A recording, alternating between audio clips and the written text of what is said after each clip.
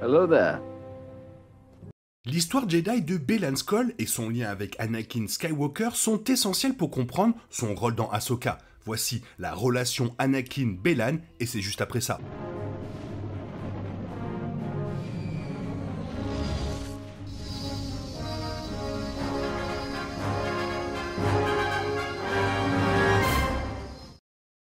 Située environ 9 ans après la chute de l'Empire dans Le Retour du Jedi, Ahsoka ne présente pas l'éventail typique des méchants de Star Wars. Les Sith ne reviendront que des décennies plus tard dans Star Wars l'ascension de Skywalker et l'Inquisitorius impérial se terminera dans Star Wars Rebelle sur Malachor. En conséquence, la série devait faire appel à deux nouveaux antagonistes. Il s'agit de Lord Baylan Skoll et de son apprenti Shinati. Baylan était autrefois un Jedi et maintenant la série confirme qu'il connaissait Anakin Skywalker.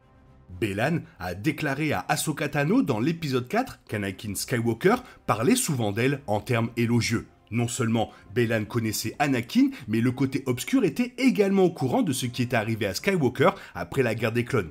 Baylan a décrit l'héritage d'Anakin comme un héritage de destruction, une référence évidente à sa transformation en Dark Vador. Ayant vécu la guerre des clones et la guerre civile galactique, Baylan Skoll est aussi expérimenté qu'Ahsoka, sinon beaucoup plus. Les voyages d'Ahsoka et de Baylan se reflètent à bien des égards, depuis leur perte de foi dans l'ordre Jedi jusqu'à leur apprenti peu orthodoxe. Le titre Fallen Jedi de l'épisode 4 décrit sans aucun doute Ahsoka, Anakin, mais aussi Baylan. Baylan Skoll n'a quitté l'ordre Jedi qu'après la guerre des clones, comme l'a déclaré Huyang dans l'épisode 1. Compte tenu de la chronologie, Baylan a servi pendant la guerre des clones aux côtés d'autres Jedi, comme Anakin Skywalker. Même s'il y avait des milliers de Jedi pendant les préquels, Anakin était l'un des chevaliers les plus célèbres de cette période. En tant que tel, il serait logique que tout Jedi de cette époque ait au moins entendu parler d'Anakin. Pourtant, Baylan parle d'Anakin comme s'il le connaissait personnellement, suggérant qu'ils se sont battus côte à côte à un moment donné pendant la guerre des clones. L'âge de Baylan dans la série n'a pas été officiellement confirmé. Cependant, étant donné qu'Ahsoka se déroule environ 30 ans après l'Ordre 66, Baylan avait probablement le statut de chevalier Jedi pendant la guerre des clones. Baylan est au moins aussi vieux qu'Anakin l'aurait été lors des événements de la série, ce qui crée un parallèle intéressant entre le méchant et Ahsoka Tano. L'armure de Skoll ressemble également à quelque chose qu'un Jedi aurait pu porter pendant la guerre des clones, combinant des robes Jedi plus classiques avec des pièces d'armure sur les épaules. Baylan est un autre Jedi qui a survécu à l'Ordre 66, mais contrairement aux Inquisiteurs, il a survécu à l'Empire. Baylan est déjà l'un des personnages de Star Wars les plus uniques, car il n'est ni un Jedi, ni un Sith, même le terme Inquisiteur ne peut pas le décrire. Cependant, laser construit sous l'Ordre Jedi au cours des 20 000 dernières années, le sabre laser de Baylan était déjà unique. Plus précisément, personne n'avait utilisé une poignée de style similaire au cours des 500 dernières années. Une intrigue supplémentaire est la lame de sabre laser orange de Skoll, qui n'était jamais apparue dans une histoire canon de Star Wars en live action. Contrairement à l'univers Legends, le canon actuel de Star Wars n'offre pas d'explication pour chaque couleur de sabre laser. Pourtant, sur le plan thématique, le sabre laser orange de Baylan correspond parfaitement à son personnage. Un sabre laser rouge provient d'un cristal Kyber qui a été saigné et associé au Sith et à d'autres utilisateurs du côté obscur. Cependant, Baylan n'est pas un inquisiteur, un seigneur Sith ou tout autre côté obscur organisé. Un cristal Kyber orange ne signifie pas nécessairement Jedi noir ou Jedi gris, mais il indique visuellement que Baylan est différent des méchants comme Dark Vador ou le Grand Inquisiteur. Des termes comme Jedi gris ou Jedi noir proviennent de l'univers élargi et sont parfois associés à tort à des personnages du canon actuel de Star Wars. Rey n'était pas une Jedi noire dans l'ascension de Skywalker, et Ahsoka Tano n'a jamais été une Jedi gris. Cependant, Ahsoka a peut-être donné au nouveau canon de Star Wars son premier vrai Jedi noir, Baylan Skoll. Ahsoka emprunte des éléments à l'héritier de l'Empire de Timothy Zahn, et le Grand Amiral Thrawn a été décrit comme l'héritier de l'Empire dans la saison 4. Le personnage de Baylan semble être la version d'Ahsoka de Jorus Kebot, le Jedi noir de la trilogie Thrawn. Il ne semble pas que Baylan Skoll soit un clone, mais l'idée d'un méchant qui n'est pas un seigneur des ténèbres comme Dark Vador, où l'empereur correspond au rôle de Jorus Bot dans l'héritier de l'Empire. Baylan est également le miroir d'Ahsoka, car tous deux ont suivi des chemins inhabituels. Ahsoka n'est pas une Jedi, mais elle a toujours confiance dans la plupart des valeurs que les Jedi suivaient. Baylan, en revanche, a perdu la foi et est désormais plus proche du côté obscur de la Force que de la voie Jedi.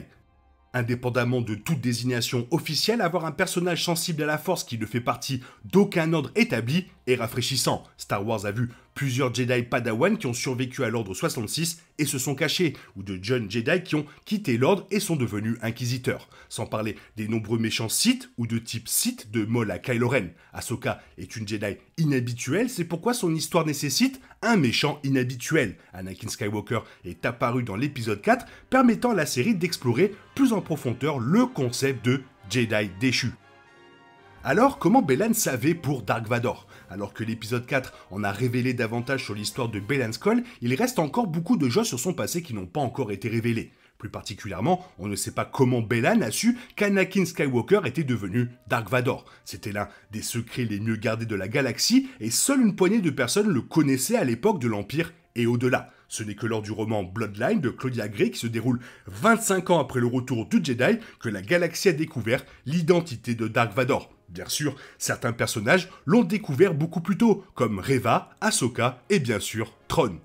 Il s'agit néanmoins d'exemples très particuliers. Reva était là quand Anakin a tué les jeunes, tandis qu'Ahsoka avait un lien fort avec son ancien maître et pouvait sentir sa présence lorsqu'elle rencontrait Vador. Bellan ne semble pas avoir travaillé pour l'empereur, ce qui rend le mystère encore plus grand. Même les impériaux proches du cercle restreint de Vador ne savaient pas que le Seigneur Sith était autrefois le chevalier Jedi Anakin Skywalker. Reste à savoir si Ahsoka en révélera davantage sur le passé de Bellan. Cependant, en tant qu'autre Jedi déchu, la présence de Bellan dans la série fonctionne déjà, même si une grande partie de son passé reste encore un mystère.